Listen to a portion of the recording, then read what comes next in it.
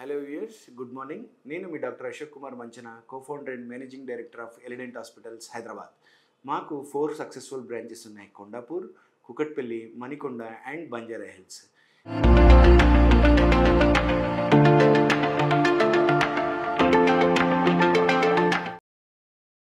ఇదివరకు నేను 2018 ఆర్ 19 టైంలో నోటి దుర్వాసనకు సంబంధించి ఒక వీడియో చేశాను.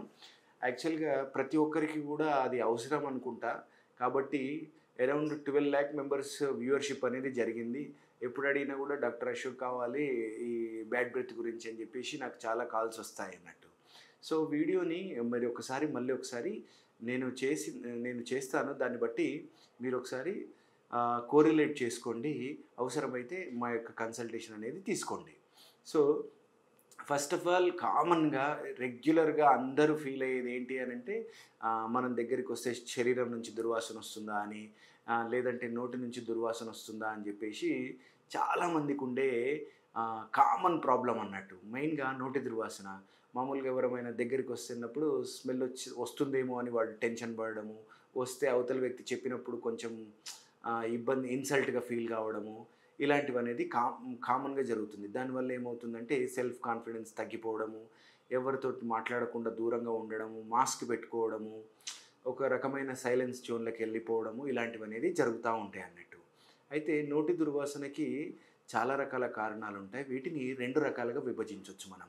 ఒకటి ఎక్స్ట్రిన్సిక్, ఒకటి ఇంట్రిన్సిక్. ఎక్స్ట్రిన్సిక్ అంటే ఏంటి అని అంటే పళ్ళు, అంటే నోట్లో ఏదైనా సమస్య ఉంటే, ఫర్ ఎగ్జాంపుల్ నోరు సరిగ్గా బ్రష్ చేసుకోకపోవడం వల్ల, లేదంటే స్మోకింగ్ అలవాటు ఉండడం వల్ల, లేదు అని అంటే బాగా బిర్యానీ లాంటి పదార్థాలు తినడం వల్ల, లేదు అని అంటే డెంటిస్ట్ దగ్గరికి వెళ్ళి ఎప్పుడు క్లీన్ చేయించుకోకపోవడం వల్ల, లేదు అని అంటే పుచ్చిపోయిన పండ్లు ఉండడం వల్ల, లేదు అని అంటే పళ్ళు ఎగుడు దిగుడు పళ్ళు ఉండడం వల్ల, లేదు అని అంటే నాలుకని పరిశుభ్రంగా క్లీన్ చేసుకోకపోవడం అనేది ఈ ఈ యొక్క పలు కారణాల వల్ల నోటి ద్వారా దుర్వాసన అనేది రావడం జరుగుతుంది అన్నట్టు. అయితే ఇంట్రిన్సిక్ అంటే ఏంటి? ఇంట్రిన్సిక్ అంటే ఫర్ ఎగ్జాంపుల్ ఈఎన్టీ సమస్యలు, అంటే నోస్కి సంబంధించి కానీ, ఆ తర్వాత థ్రోట్లో టాన్సిల్స్ ఉండడం కానీ, ఆ తర్వాత కడుపులో అజీర్తి సమస్యలు ఉండడం కానీ, ఇలాంటి సమస్యల వల్ల వచ్చేదాన్ని ఇంట్రిన్సిక్ అని చెప్పేసి అంటామన్నట్టు.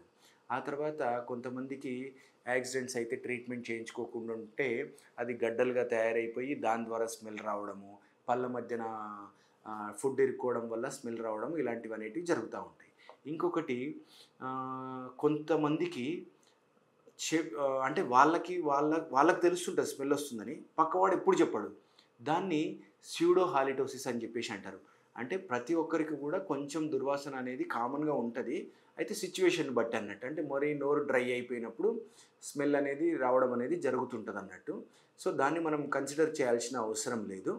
అయితే ఈ నోటి దుర్వాసన ఉన్నవాళ్ళు ఎట్టి పరిస్థితుల్లో కూడా వాళ్ళ యొక్క కాన్ఫిడెన్స్ తగ్గిపోవడం అలాంటివి చేసుకోకుండా వాటిని రెమెడీస్, అంటే ఫర్ ఎగ్జాంపుల్ ఎలా తగ్గించుకోవాలి, నోటి దుర్వాసన రాకుండా ఉండాలి అని అంటే, ఫస్ట్ డెంటిస్ట్ని కలవాలి. కలిసిన తర్వాత ఏదైనా క్యాల్కులస్, మైలా అలాంటిది ఏమన్నా ఉంటే మొత్తం క్లీన్ చేయించుకోవాలి.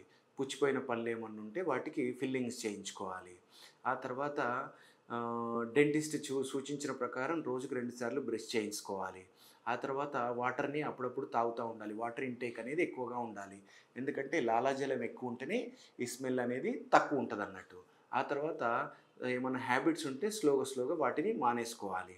తర్వాత ఎప్పటికప్పుడు ఫ్రూట్స్ తినాలి. అంటే రా ఫ్రూట్, అంటే యాపిల్ని కొరకడం, జామకాయ కొరకడం, ఇలాంటివి ఫ్రూట్స్ అనేటివి మనం తినడం అనేది అలవాటు చేసుకోవాలి. రాత్రిపూట ఎట్టి పరిస్థితుల్లో కూడా స్వీట్ పదార్థాలు తిని నిద్రపోకూడదు. పాలు తాగి నిద్రపోకూడదు. ఒకవేళ నిద్రపోయే ముందు బ్రష్ చేసుకున్న తర్వాత ఇంకెట్టి పరిస్థితుల్లో కూడా ఏం తీసుకోవద్దు. అలా అని చెప్పేసి ఆల్కహాల్ బేస్డ్ మౌత్ వాష్లను డైలీ యూజ్ చేయమని నేను చెప్పట్లేదు. బట్ ఇది డెంటిస్ట్ పర్యవేక్షణలో, లేదంటే మీ ఇంటి దగ్గర కానీ ఈ విధంగా చేసుకొని, ఏదైనా లేకపోతే దెబ్బలు తగిలి చీమ్ పట్టిన టీత్ ఏమైనా ఉంటే వాటిని ట్రీట్మెంట్ చేయించుకోవడము. ఒకవేళ క్యాప్స్ వేయించుకున్నట్లయితే క్యాప్స్ మధ్యన ఏమైనా ఇరుకుతుందా లేదా చూసుకొని క్యాప్స్ మళ్ళీ చేంజ్ చేసుకోవడము, వాటర్ ఫ్లాసర్ పద్ధతిని వాడడము, ఇలాంటివన్నీ చేసినట్లయితే, లేదా అప్పుడు షుగర్ ఫ్రీ చూయింగ్ గమ్స్ ఉంటాయి, వాటిని వాడడము. నా వాసన వస్తుంది కదా అని చెప్పేసి లవంగాలు, యాలకులు నార్మల్ చూయింగ్ గమ్స్ అట్లాంటివి వాడడం అనేది చేయకూడదు. అలాంటివి చేస్తే సమస్య అనేది ఇంకా విపరీతమవుతుంది. కాబట్టి ప్రతి ఒక్కరు కూడా నేను చెప్పినవన్నీ కూడా ఇంట్లో ఫాలో కండి.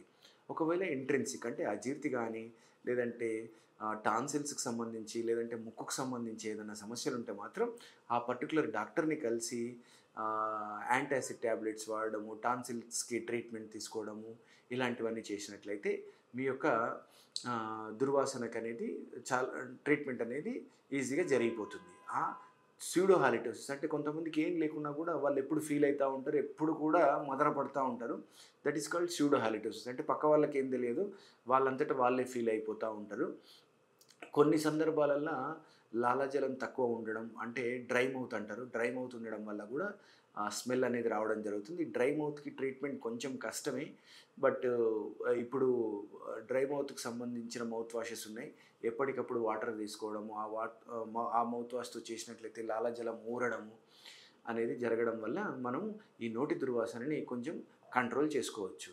ఒకవేళ ఈ వీడియో మీకు నచ్చినట్లయితే లైక్ చేయండి, షేర్ చేయండి, సబ్స్క్రైబ్ చేయండి. Thank you. నేను మీ డాక్టర్ అశోక్ కుమార్ వంచన, co founder and managing director of Elident hospitals, Hyderabad.